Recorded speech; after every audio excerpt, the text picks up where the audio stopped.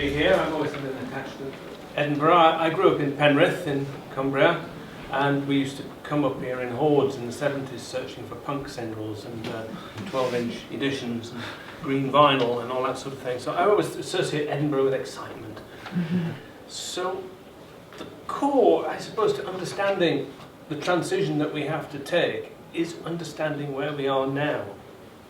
Because what we think of out there in Edinburgh, Manchester, London as a normal Saturday afternoon isn't in fact normal. It's an energy extreme lifestyle. If we look back over sort of world per capita use of primary fuels, since 1850 we can see we're using far more energy than the 50s or the 70s or the 90s, and this is per head. And it's mostly coal, oil and gas. And the implications of that are astounding. I mean, I went to COP22 in Marrakesh, came across the Mercator Institute. They have this clock which you can just Google, Mercator Institute Berlin. And up at the top is the CO2 emissions per second. At the bottom is the safe budget we can burn to stay below 2 degrees C. And you've got the high, medium and low estimates of how long we have. So we have somewhere between 9 and 20 years of giving off emissions as usual before we've used up all the carbon we can safely burn. So that requires increased ambition. Now fortunately the world came together in Paris and all the countries agreed we will do something which will actually deliver, keeping us below 2 degrees C. There was a big commitment to that. It was reiterated strongly in Marrakesh with another spontaneous commitment that came out of all the delegates in the wake of the Trump election to go, we can do this.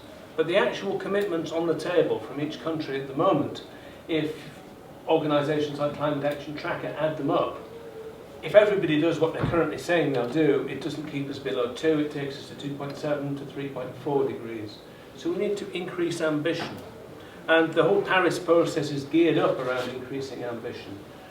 Every sort of 5 years there's this sort of plan to ratchet up. It's the ratchet mechanism within the Paris Agreement, they call. So we've got a facilitated dialogue coming up, which will lead to an increased commitment from all of the countries, and then there'll be 2 global stock takes that take us to 2030. Because the evidence from Article 4 in the Paris Agreement clearly states we've got to get to zero emissions globally round about mid-century or shortly afterwards to have a reasonable chance of avoiding the 2 degrees. And that's what the physics demands. But unfortunately we have this sort of yawning chasm between what the physics states needs to happen and what politics and industry want to talk about. Because it's a struggle to get elected and it's a struggle to say controversial things. There's a lot of playing things safe in politics these days rather than actually rooting them in the nature of the challenge. So in order to try and bridge this physics versus politics gap, we locate ourselves on this side and begin modelling what it would be like to decarbonise at the rates that the climate science demands, particularly for a long industrialised country that's responsible for a fair amount of the carbon in the atmosphere compared with other countries. So basically this is carbon emissions per year going back over time, and the plan is Climate Change Act, we're going to get to 80% reduction by 2050. Well, if a country like ours that isn't starving, isn't destitute, has huge amounts of resources and universities that can't decarbonise faster than that, how do we expect the rest of the world to? So we explored a scenario that gets us to zero in round about a couple of decades. And the key to doing that is to really understand where we are now. So we mapped out current emissions. UK emissions is 650 million tonnes of carbon dioxide equivalent every year. Vast majority of that comes from burning fossil fuels. Some of it comes from non-energy emissions, industrial processes, and quite a lot comes from land use. The other side of the vertical white line, the dark green box, is the amount of carbon that in 2010 got locked up by natural processes. So the amount that natural processes are locking up is nowhere near the amount that we're giving off. So we set out, well, let's devise a model that explores getting this to zero. So what sort of assumptions do we want? Well, key things is to integrate food and diet, buildings, transport, energy and land use. We can't do it without integrating land use. We can't do it without integrating transport or buildings. We've got to build all that into the same model.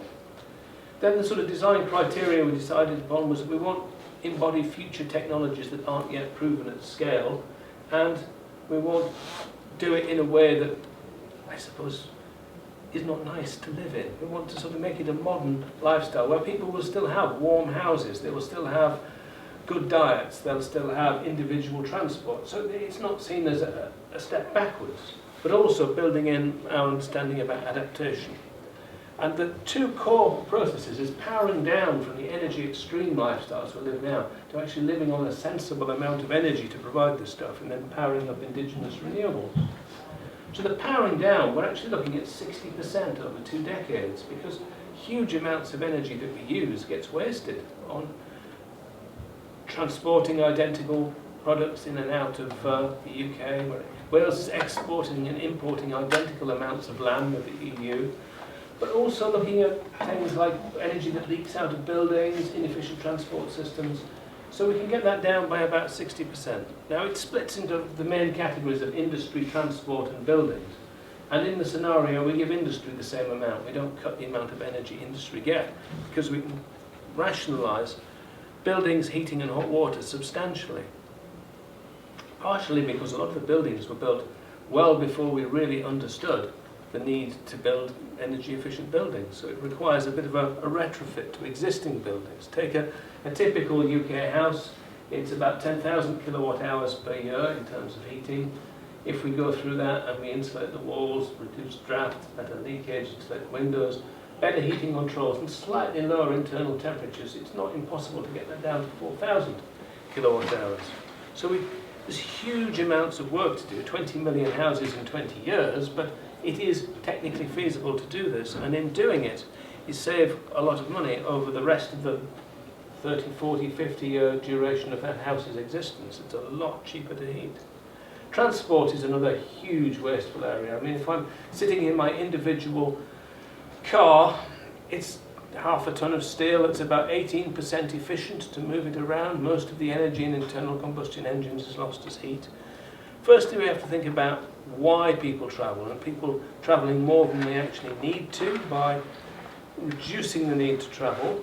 So we think about, in the scenario, we make sort of significant reductions in the need to travel by allowing people to work at home, by having incentives that allow people to move nearer where they work, but also getting the buses and the train systems working together and designing them to work for the benefit of the citizen. And that's not a fantasy. You can go to places like Freiburg in Germany. There's plenty of places where you can see transport systems that have been really rethought to work for the benefit of the citizen, but also getting people out cycling and safer cycle routes and walking more. So we can make big reductions that way by travelling less and travelling differently. We calculate about 35% reductions. But then improving efficiency by dumping the fossil fuel engine and going for electric vehicles, which is about 3 times the distance per unit of energy. We can get down to about 78%. But at the same time as that's going on, there's a parallel process of powering up indigenous renewables, thinking about easily there's enough energy out there, but the key question is, can we keep the lights on? So we began doing some detailed research around that. We employed an energy modeller, a team of energy modelers based around 10 years worth of real-world hourly weather data, modelling supply and demand, 87,000 hours. And so we'd take the output from an offshore wind farm and we'd model it using the model to give us an hour-by-hour indication of when the energy would occur over a 10 years average, and scale that up for all the available offshore sites that make sense to use, and come up with a very detailed model. And about half of the energy in the scenario comes from offshore wind. There's an enormous amount out there and a huge economic resource for us, particularly for Scotland. You might notice the location of them. Then we add to that onshore wind, wave, tidal, solar PV, and map out where all the energy supplies are giving us the hour-by-hour ups and downs. Then we use the same data set to sort of map out energy demand, because even if we power down, we super insulate buildings, we rethink transport, energy demand still varies with the seasons, it varies with the time of day. So we map out energy demand, we map out energy supply, we cross the two in the model, and we identified periods where we had big surpluses, and there really were some very big surpluses, and there were also some big deficits. But it's a fairly radical rethink. It's getting away from this idea of just having base load and having things like nuclear power stations that you can't really switch up and down. It requires a sort of rapid response energy supply system where the backup can come on within less than an hour. So to get traction around this, we started to write it up. We got a peer-reviewed paper published in the Carbon Management Journal, which gave us some very good critical appraisals of the model, but it also gave some robustness to its findings.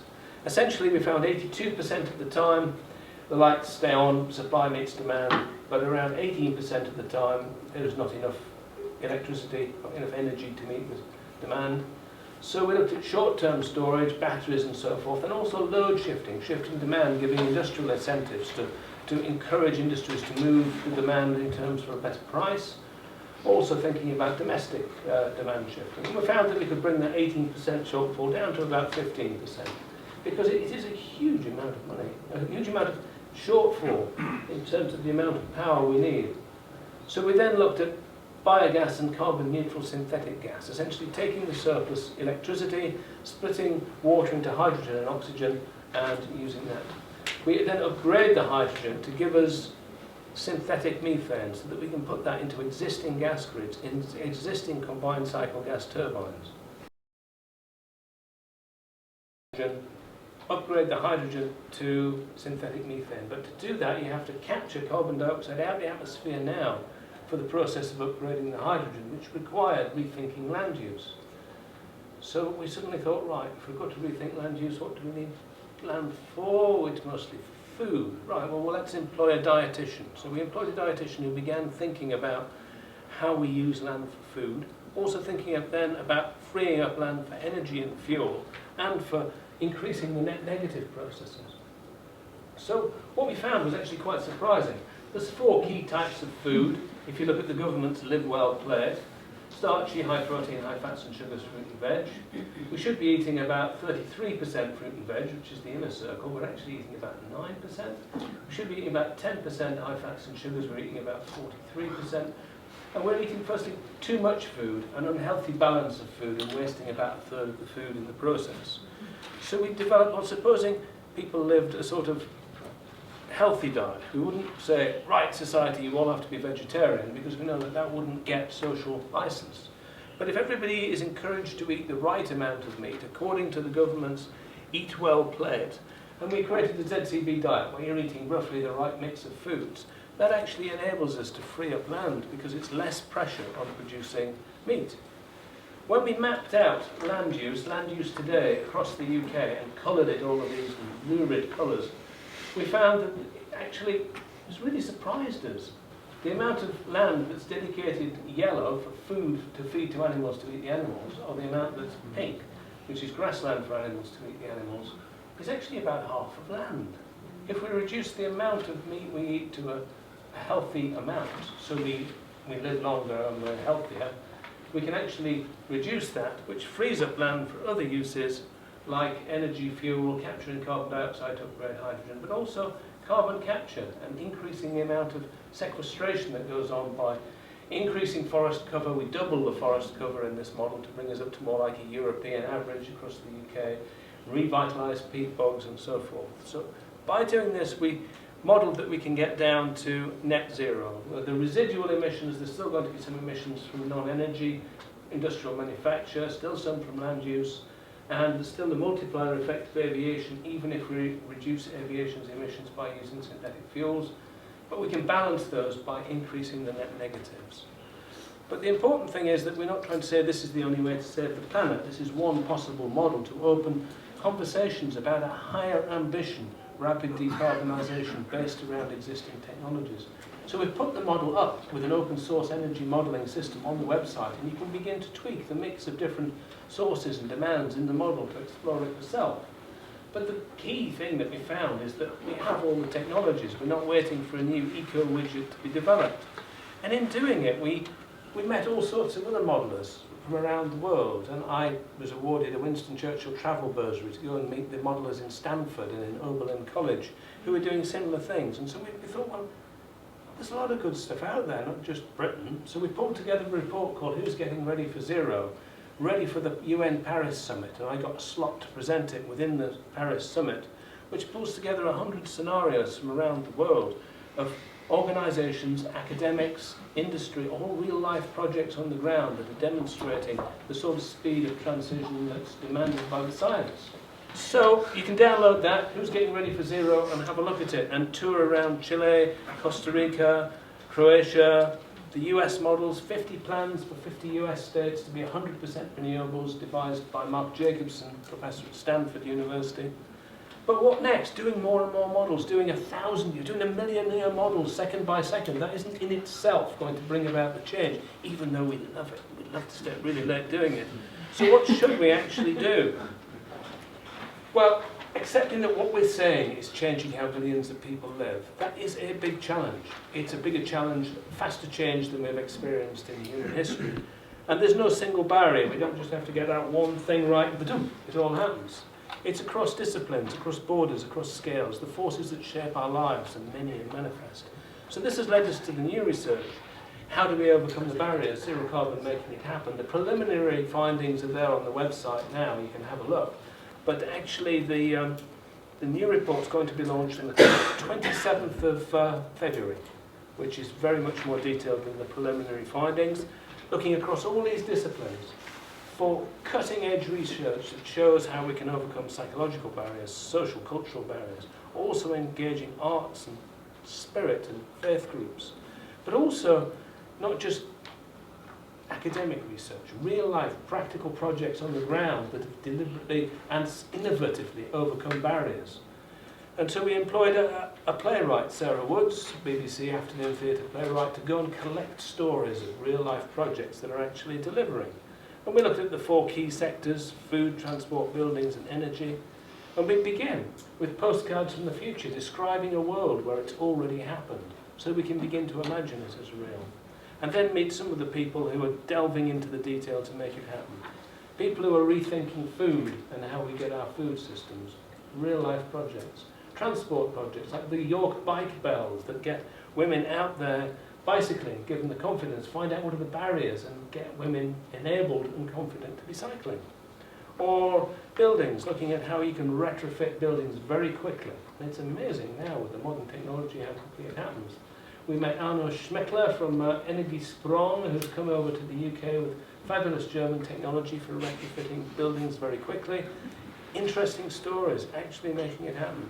Similarly, energy, Robin Hood Energy. Nottingham City Council has its own energy project that it runs at municipal level, so the profits go to fund municipal benefits. But it's not all in particular disciplines of food, energy, transport, etc.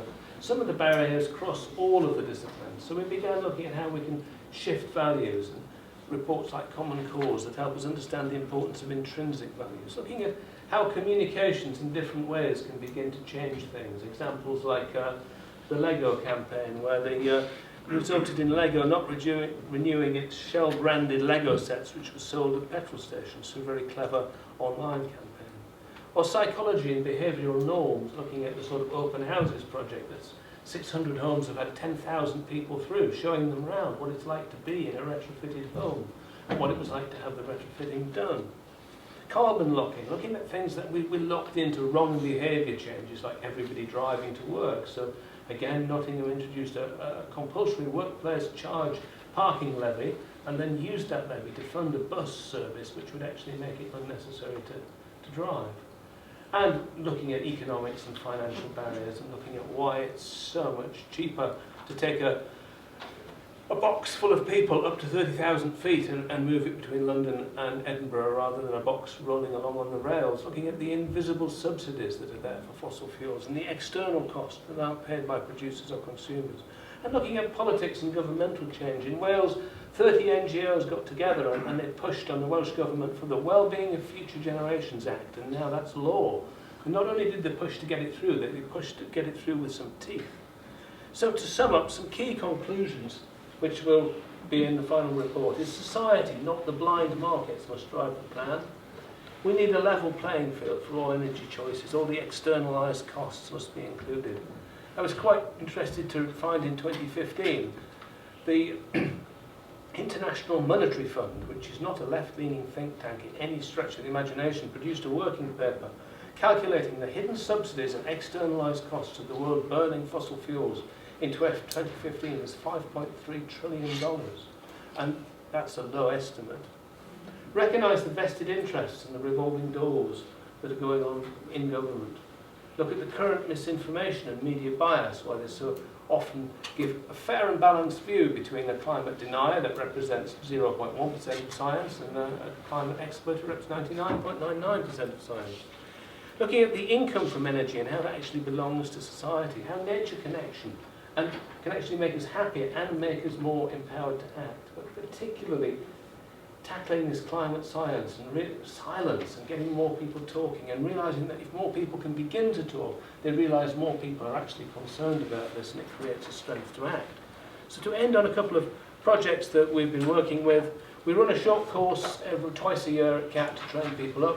What we found was that people who'd been on the short course from Liverpool were all meeting up in Liverpool, and they'd raised nearly £10,000 to start a zero carbon Liverpool project because they see Liverpool as a cultural leader that's led cultural shifts in the past, and they want to begin linking up sort of fuel poverty, transport systems, council, citizens activists, faith groups, and they're hiring us to do a sort of short courses run for the City Council, embedded in the City Council in Liverpool, plus some big arts events to raise the profile of it. So we're wondering whether other cities might want to think about a zero carbon culture project.